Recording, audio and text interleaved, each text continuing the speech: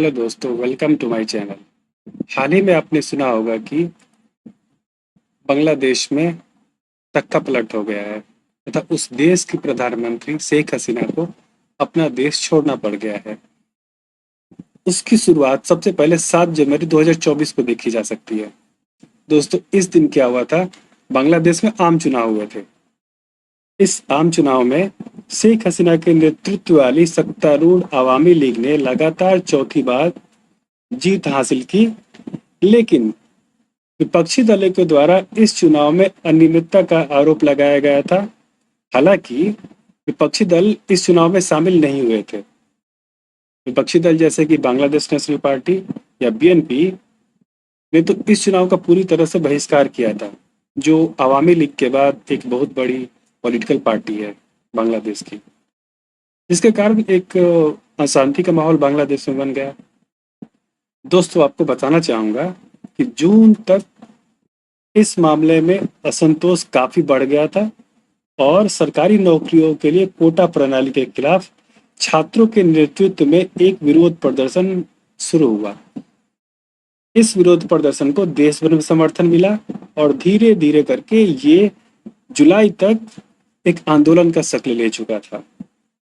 दोस्तों, इस विवादास्पद कोटा प्रणाली को बरकरार रखने वाले एक अदालती फैसले ने छात्रों और साथ ही इस आंदोलन में शामिल सभी लोगों में एक आक्रोश पैदा कर दिया, जिससे हिंसक झड़पें हुई और कई लोगों की जानें गई। इसके कारण बांग्लादेश में और भी तनाव बढ़ गया। फिर समय आता है 4 अगस्त 2024 का, जिसे इस संपूर्ण छात्र आंदोलन में बहुत ही महत्वपूर्ण बिंदु माना जाता है। ढाका में बड़े पैमाने पर विरोध प्रदर्शन शुरू हो गए थे इस समय तक, और प्रदर्शनकारियों ने प्रधानमंत्री के आवास पर धावा बोल दिया।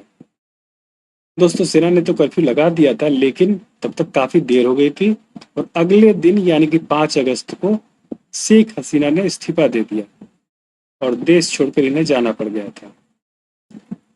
बांग्लादेश सेना के जो जनरल वकार उज्जमान है, उनके नेतृत्व में सेना ने अंतरिम सरकार बनाने की घोषणा की और वर्तमान में बांग्लादेश का शासन एक अंतरिम सरकार देख रही है, जिसके प्रमुख मोहम्मद यूनुस, उनके नेतृत्व में सरकार चल रही है।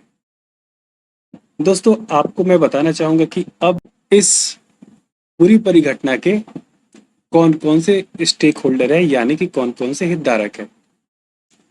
दोस्तों, प्रमुख हितधारक है, उन्हें हम अपनी सुविधा के लिए दो भागों में बांटते हैं। एक आंतरिक यानी कि इंटरनल स्टेक होल्डर, और दूसरे बाह्य हितधारक यानी कि एक्सटर्नल स्टेक होल्डर। दोस्तों, आंतरिक हितधारकों की जब मैं चर्चा करूं तो सबसे पहले आते हैं शेख हसीना और उनकी पार्टी अवामी लीग। दोस्तों, शेख हसीना, जैसे कि मैंने आपको पहले ही बताया, पिछले 15 वर्षों से बांग्लादेश की राजनीति में अपना दबदबा बनाए रखी थी, लेकिन विपक्षी दलों द्वारा उन पर सत्तावादी होना, भ्रष्टाचार और चुनाव में धोखाधड़ी या फिर धांधली का आरोप भी लगाया गया था। और जैसे कि जानते हैं कि फिलहाल वो अपने देश से बाहर है और फिर से अपने देश लौटने का प्रयास कर रही है। दोस्तों, दूसरी हितधारक जो इसमें है और जिसे काफी बड़ा हितधारक माना जाएगा, वह है बांग्लादेश नेशनल पार्टी या बीएनपी। ये पिछले 15 वर्षों से मुख्य विपक्षी दल बनी हुई थी, लेकिन पिछले इलेक्शन में इसने टोटल बॉयकॉटिंग पूरी की पूरी इलेक्शन प्रक्रिया का, तो इस कारण से वर्तमान में यानी इस आंदोलन से पहले इसकी भूमिका बांग्लादेश की राजनीति में लगभग शून्य हो गई थी। लेकिन फिलहाल यानी कि छात्र आंदोलन के बाद ये एक सबसे बड़ी पार्टी या फिर प्रमुख हितधारक बन के उभरी हुई है। दोस्तों, जो तीसरे हितधारक है, आंतरिक हितधारक की जब मैं चर्चा करता हूँ, तो वह बांग्लादेशी छात्र और प्रदर्शनकारी, जिन्होंने सरकारी कोटा प्रणाली के विरोध के रूप में अपना व्यापक आंदोलन प्रारंभ किया और अंततः यह सरकार विरोधी आंदोलन बन गया। ये प्रदर्शनकारी ही वह चिंगारी है जिसने देश भर में बदलाव के लिए आह्वान किया और आगे बढ़ के इस पूरे के पूरे आंदोलन को चलाया। हालांकि यहाँ पे मैं एक चीज और ऐड करना चाहूंगा। ये जो आंदोलन था वो कहीं ना कहीं एक बहुत ही अगली रूप लेकर के उभरा, और ये माइनॉरिटी और वहाँ पे जो भी हिंदू, बौद्ध, क्रिश्चियन जितने भी है माइनॉरिटी उनके लिए एक बोला जा सकता है कि काफ़ी ही विभत्स रूप लेकर के उभरा। जो चौथी हितधारक है वो बांग्लादेश की मिलिट्री है। पूरे बांग्लादेश को एक अराजकता के दौर से बाहर निकालने की कोशिश की और अंतरिम सरकार के गठन में बहुत ही महत्वपूर्ण भूमिका अदा की। दोस्तों, जब हम बाहरी हितधारकों की बात करते हैं तो एक हमारा प्यारा भारत काफ़ी बड़ा हितधारक है, चूंकि बांग्लादेश लगभग 3 तरफ से भारत से घिरा हुआ है। भारत के लिए बांग्लादेश में स्थिरता का होना नितांत ही आवश्यक है। जो नॉर्थ ईस्ट इंडिया है वहाँ पे शांति स्थिति या फिर जो भी बोलते हैं जो उग्रवाद की स्थिति वो सीधे सीधे प्रभावित होती है। दोस्तों, जो दूसरा प्रमुख हितधारक है वो है चीन है। बांग्लादेश में चीन ने काफ़ी ज़्यादा निवेश किया है, चाहे वो उद्योग हो या फिर वहाँ की बुनियादी ढांचा परियोजनाएं हो, उसमें चीन का काफ़ी साइजेबल इन्वेस्टमेंट हुआ है।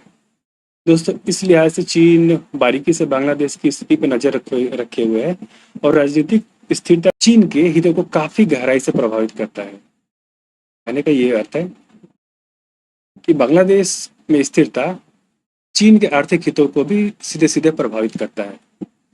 जो जो तीसरा हितधारक है वह है संयुक्त राष्ट्र। मानवता से संबंधित अगर कोई भी इमरजेंसी आती है तो वो संयुक्त राष्ट्र पहली ऐसी संस्था होती है जो वहां पे जाकर के ह्यूमैनिटेरियन एड वगैरह सब कुछ प्रोवाइड कराती है। दोस्तों, कुछ लोग चर्चा कर रहे हैं कि इसमें एक पांचवा हितधारक भी है जो भी वर्तमान में बांग्लादेश की स्थिति है उसके लिए जिम्मेदार ठहराया जा रहा है, और उस देश का नाम है संयुक्त राज्य अमेरिका।